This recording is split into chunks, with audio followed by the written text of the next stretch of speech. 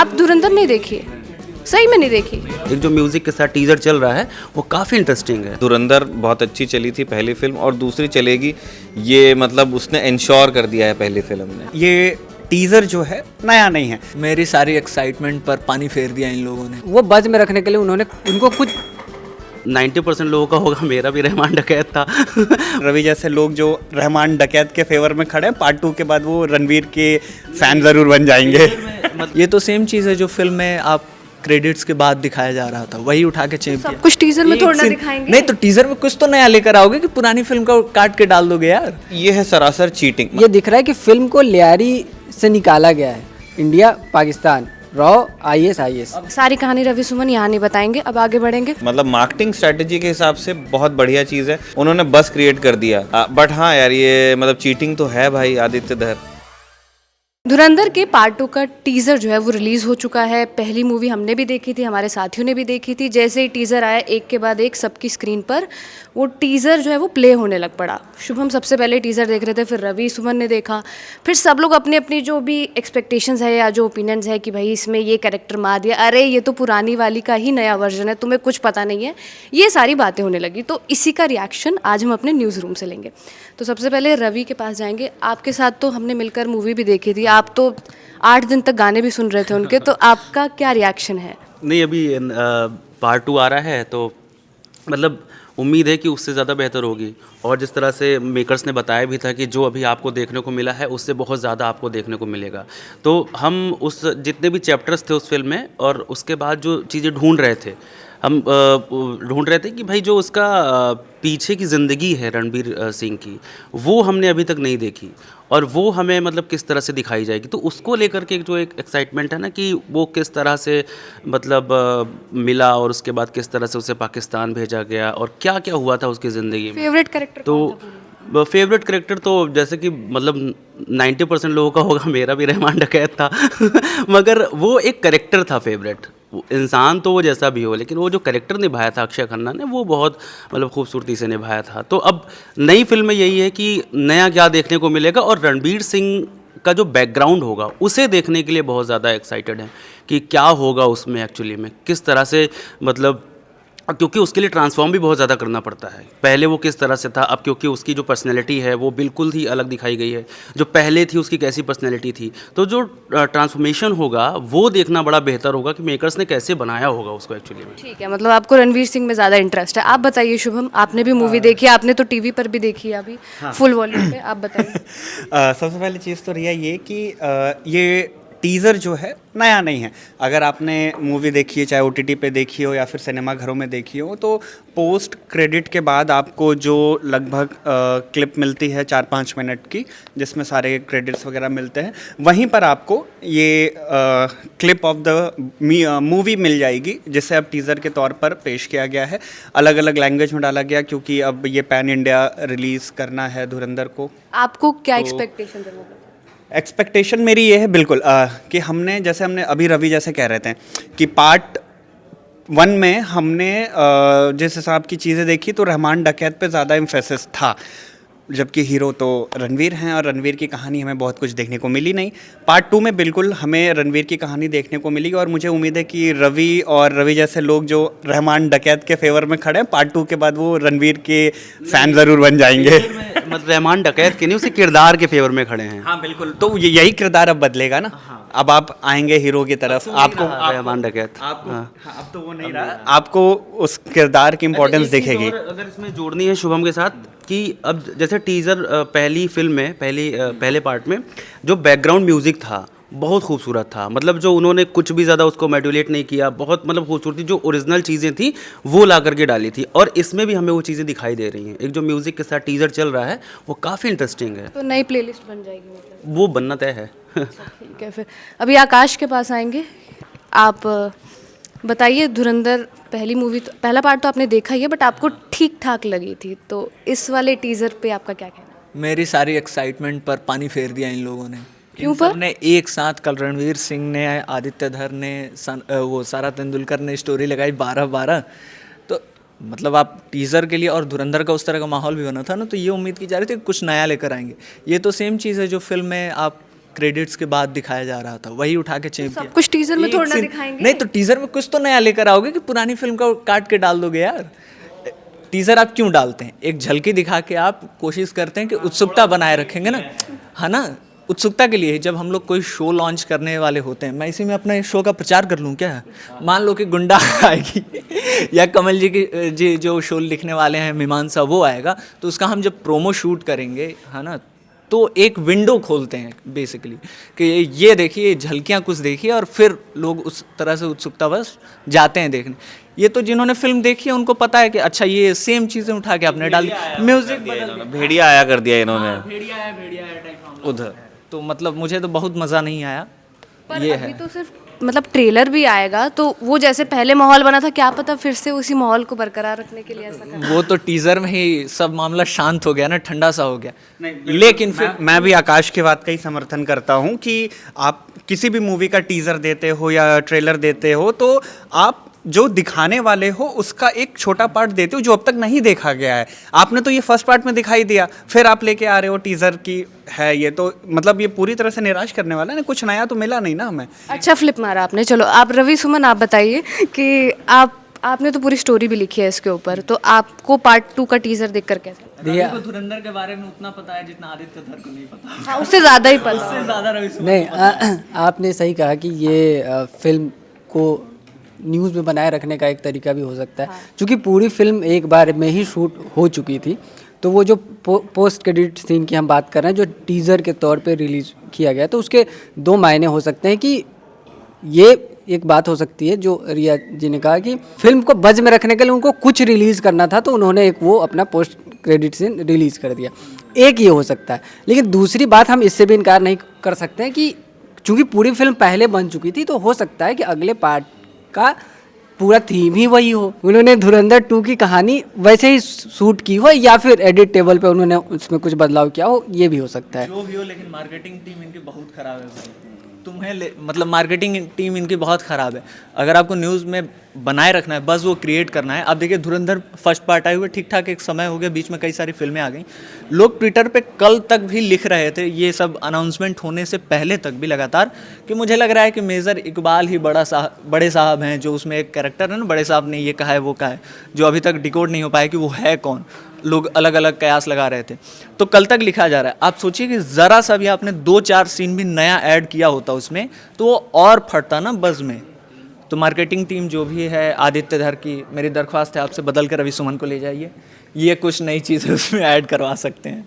थोड़ी देर के लिए हम ये मार्केटिंग गिमिक वाली बात भूल जाते हैं और डायरेक्टर पे भरोसा करते हैं कि उसने धुरंधर 2 में के लिए जो चीज़ें तैयार की हैं उसी के आधार पर ये टीज़र उन्होंने पहले बना लिया हो। मान लेते हैं कि धुरंधर जब आई थी उसके साथ ही बना लिया था कि ये अगले फिल्म की नींव है। तो आप बताइए धुरंधर पार्ट 2 किसकी कहानी है? उजैर बलोच की कहानी होने वाली है या क्या होने वाला हाँ, मैं उसी पे आ रहा था कि मैं सवाल पूछूंगा।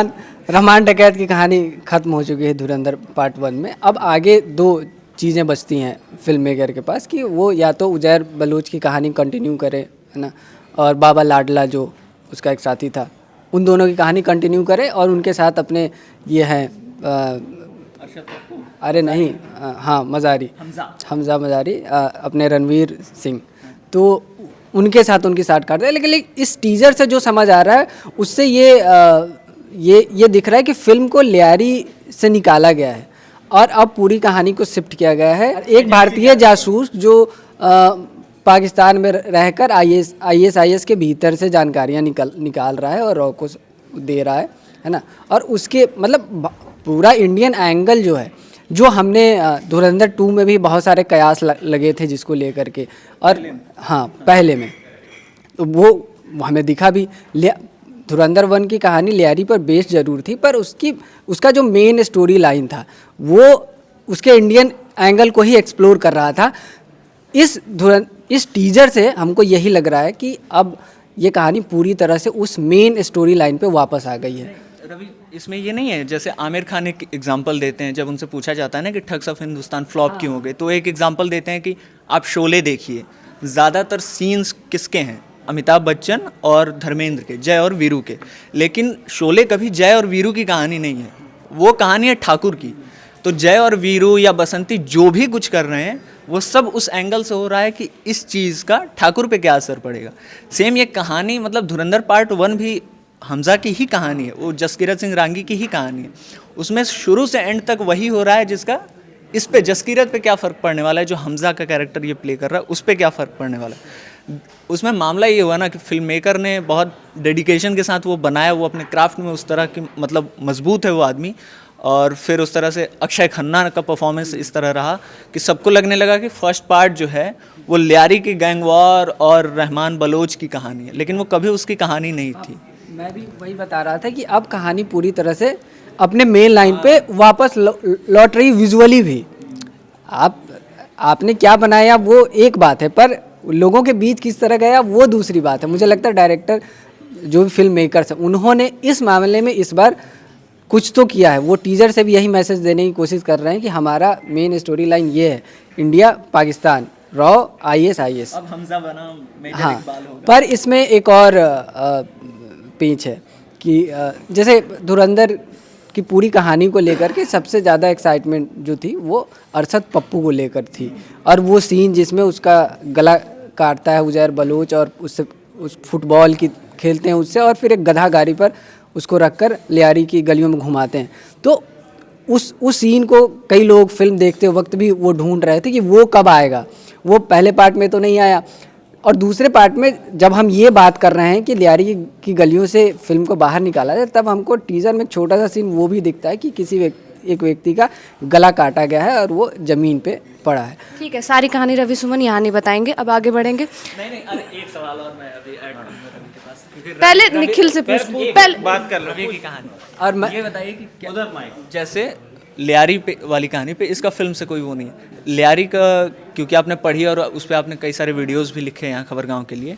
लियारी में आगे क्या होता है रहमान बलोच के मर जाने के बाद? क्या वो उजैर बलोच वहाँ पे फिर किंग बनता है, इस तरह का कुछ है? आगे की कहानी जो इंडियन एंगल हम फिल्म में तो नहीं जो इंडियन एंगल हम पहले पार्ट में तलाश कर रहे थे, जो पूरी तरह से काल्पनिक है, वो असल में मतलब ये कहानी जब रहमान डकैत के बाद बढ़ती है आगे, उजैर बलोच के हिस्से जब जाती है कहानी, तब आपको इसका एक इंडियन एंगल दिखता है। उस पर कोई हमारे मतलब कोई आधिकारिक स्टैंड नहीं है, पर वो पाकिस्तान के आरोप तब लगते हैं कि उजैर बलोच जब वो अरेस्ट होता है और जब जेल जाता है, तब उस पर कई सारे आरोप लगते हैं कि वो कई दूसरे देशों को भी पाकिस्तान मिलिट्री की जानकारियाँ बेच रहा था, और उसमें ये पाकिस्तान का आरोप है। वो कहते हैं कि इसमें वो रॉ को भी जानकारियाँ बेच रहा था। ये ऐसी कई रिपोर्ट डॉन और गल्फ न्यूज़ जैसी वेबसाइट्स पे छपी थी। तो ये असल इंडियन एंगल उजैर बलोच की कहानी में है।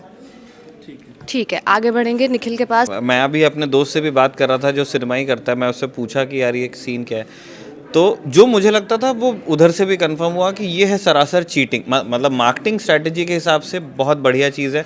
उन्होंने बस क्रिएट कर दिया। हम कहाँ मतलब जनरल नरवणे की किताब और डिफेंस बजट और ट्रेड डील में थे, अब क्या धुरंधर पे कर रहे हैं वीडियो। तो ये चीज़ तो उन्होंने अचीव की, बट चीटिंग से अचीव की। जो आपका पोस्ट क्रेडिट कट था आपने वही दिया। और मुझे बता रहा था मेरे दोस्त की 3 उनके वो हैं, उन्होंने 3 टीज़र काटे हैं, और 3 टीज़र्स में से जिनको CBFC ने अप्रूव भी किया, और एक उसमें से 2 अडल्ट हैं और एक UA है। तो इट्स टू बी सीन कि कौन से को उन्होंने UA दिया और कौन से 2 अडल्ट थे। बट हाँ यार, ये मतलब चीटिंग तो है भाई आदित्य धर।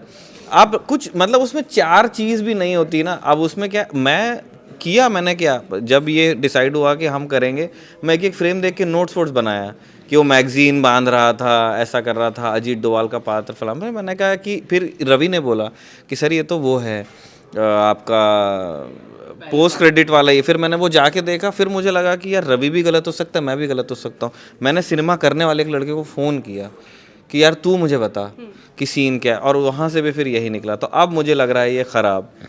बाकी ठीक है, अब जब धुरंधर बहुत अच्छी चली थी पहली फिल्म, और दूसरी चलेगी, ये मतलब उसने इंश्योर कर दिया है पहली फिल्म ने। हाँ, उसका इतना बज़ बन वो उसका इतना बज़ है कि लोग देखेंगे। इस तरह की 2-3 ट्रिक्स आदित्य धर दोबारा पुल ऑफ कर सकते हैं। मैं लिख के देने को तैयार हूँ कि वो यही ट्रेलर कल फिर से रिलीज़ कर देंगे, कल फिर से बज़ बन जाएगा और व्यूज़ भी आ जाएंगे। बट ऐसा थोड़ा कुछ नया अपने दर्शकों को देना चाहिए। आप इतनी बढ़िया फिल्म उन्होंने बनाई है जो इतने लोगों ने पसंद की है, तो मैं मान के चल रहा हूँ कि उनके पास कहने के लिए बहुत सारी चीज़ें होंगी। तो उसी में से कुछ नया दे देते तो बहुत अच्छा लगता। होप्स और ट्रेलर में कुछ नया आएगा। मैं जोड़ना चाहूँगा कि अगर आदित्य धर का ये कहना है कि ये टीज़र ही धुरंधर 2 का प्लॉट है, तो एक और चीज़ इसमें दिखती है कि जो पहले पार्ट में हम लियारी की कुछ फैक्ट्स, कुछ सच्चाई उसमें ढूंढना चाह रहे थे, देखना चाह रहे थे, उससे ये फिल्म बाहर निकल के पूरी तरह से सिनेमाई रंग में ढलती हुई दिख रही है कि अब आपको इसमें कुछ भी फैक्ट्स या ऐसा हुआ था उससे जुड़ा हुआ है वैसा ही है, उस नज़रिए से अब आपको बाहर निकलना पड़ेगा अगर ये टीजर उस फिल्म की नींव है तो। मैं बस एक इसमें क्वालिफाई करना चाहता हूँ चीज़, बात मोरलेस रवि की ही सही है, लेकिन उन्होंने जो जिस मकसद से फिल्म बनाई जा रही है, जो लोग बना रहे हैं और जिस तरह से बनी है, वो एक क्लियर इंडिकेशन है कि वो इस चीज़ को क्लियर करेंगे ही नहीं कि इसमें से फैक्ट क्या है, फिक्शन क्या है। ये पहले इसमें भी किया गया, पहले इसमें बीच बीच में वो डॉक्यूमेंट्री शॉट्स आते हैं, मतलब जो एक्चुअल एविडेंसेस हैं आप वो देखने के लिए मिलते हैं, असली संवाद है, लेकिन उससे पहले का उससे बाद का उसका कोई संबंध नहीं है।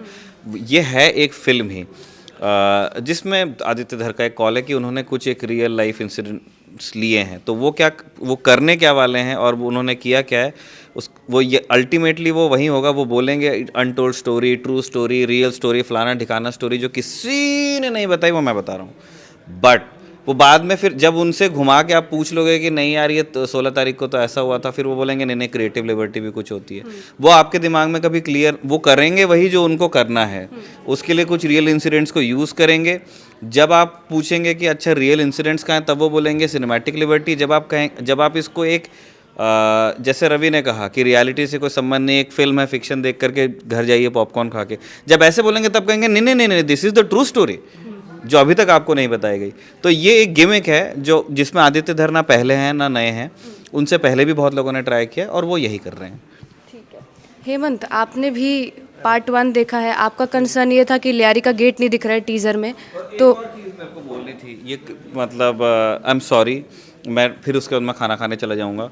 जैसे एक ये इल्ज़ाम धुरंधर पे लगा, तो और शुरू में मुझे भी लगता था कि यार ये मतलब इनको किसे इम्प्रेस करना है, दर्शक को या सरकार को। तो फिर अभी कुछ दिन पहले वो वायरल हुआ नाना पाटेकर की फ़िल्म का, जिसमें वो एक रेस्टोरेंट में बैठे होते हैं, मैं दूसरे एक्ट्रेस का भूल रहा हूँ अभी नाम, तो उसमें कहते हैं कि क्या लेंगे आप, तो नाना पाटेकर जवाब देते हैं इंदिरा जी ने भी यही कहा था, और फिर उसके बाद वो बताते हैं कि बम गोली बंदूक और तो ये जो हैट टिप्स हैं या ओमाज है या एक मतलब किसी को सही या गलत बताने की इच्छा है ना, ये फिल्मों में रही है हमेशा। कानून के हाथ लंबे होना, जिस ऑडियंस ने बैठ करके वो सिनेमा में सुना होगा उसने इमेजिन उस समय की सरकार को ही किया होगा। तो ये होता रहा है। हाँ, इसकी डिग्री पे ज़रूर बहस हो सकती है, लेकिन ये जब स्ट्रांग गवर्नमेंट्स रही हैं तब मतलब कलाकारों को वो एक इजी वे आउट लगता है कि हाँ मतलब वैसी कोई फिल्म बनाओ जो ऊपर भी समझ में आए और नीचे भी समझ में आए, तो अपना जीवन आगे बढ़े। अल्टीमेटली आदमी यही करता है। ट्रू, ये भी है। हेमंत, आप बताइए आपकी पार्ट 2 से क्या एक्सपेक्टेशंस है, क्या लगा देखकर पार्ट 2 का टीजर? पार्ट 2 का टीजर देखने के बाद, जैसे पहले मैंने उसमें देखा था कि जैसे उजैर बलूच और वहाँ के पॉलिटिशियन जमील जमाली बहुत अच्छे, मतलब पहले सीजन में उनको पहले बहुत अच्छा रोल दिया गया, बहुत ज़्यादा उनकी भूमिका थी। लेकिन ये टीजर देखने के बाद लग रहा है कि उन दोनों लोगों की भूमिका दिख ही नहीं रही है कहीं पर विशेष जो है। और रणवीर कपूर इसमें बहुत ज़्यादा एकदम, रणवीर सिंह इसमें बहुत ज़्यादा एकदम रोल मॉडल में है, वहीं पूरे टीजर में दिख रहे हैं, बाकी उनके अलावा और कोई नहीं। अनुभव से पूछ लेते हैं। अनुभव सिर्फ बांग्लादेश और पाकिस्तान के मुद्दे पर ही बात करते हैं। आप धुरंधर नहीं देखी है? सही में नहीं देखी? फिल्मों में इंटरेस्ट ही नहीं है? ठीक है, मतलब धुरंधर का कुछ भी नहीं, आगे पीछे कुछ नहीं पता है। तो क्रिकेट का कुछ भी होगा तो वो बता सकते हैं, लेकिन क्योंकि अभी हम धुरंधर के बारे में बात करें तो अनुभव नहीं बता पाएंगे। हमारे न्यूज़ रूम में जो भी रिएक्शन था वो हमने आपको बताया टीज़र को लेकर, धुरंधर के पार्ट 2 को लेकर। आपका क्या कुछ कहना है आप हमें कमेंट्स में बता सकते हैं। तब तक के लिए आप बने रहिए खबरगांव तक। शुक्रिया।